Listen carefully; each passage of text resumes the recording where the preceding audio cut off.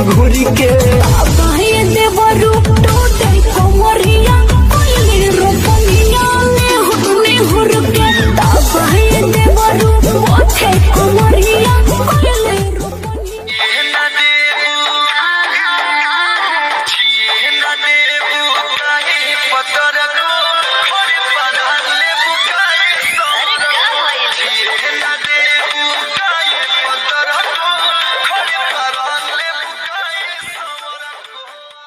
लाजो न लागे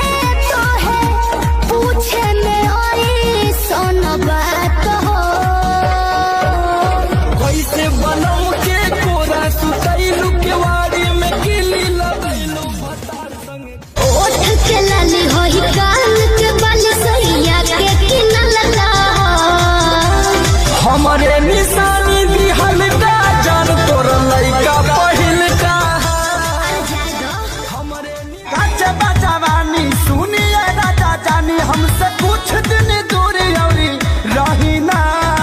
मानब का हम जवानी देखी चुआ तला दे रे चोली कच्चे झोल पा संकल हमारे रे मानब ना रोका बेटे तू हमारा चाहिए रे छोड़ी अच्छा आइल बारू बंगाल से गोरी बचके अच्छा आइल बारू बंगाल से गोरी बचके आ गजबे कमर लचके पिछला बार इसी का लहंगा पर न बवाल हुआ था।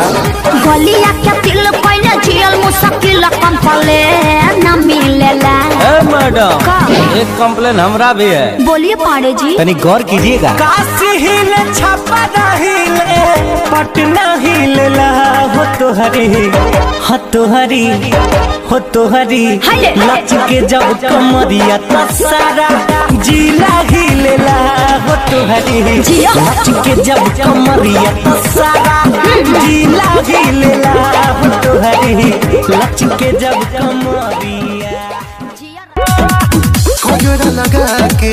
गजरा सजा के हमरा के पागल किया अमरी चुरावे निंदिया गोरी रे तोरी लाल बिंदिया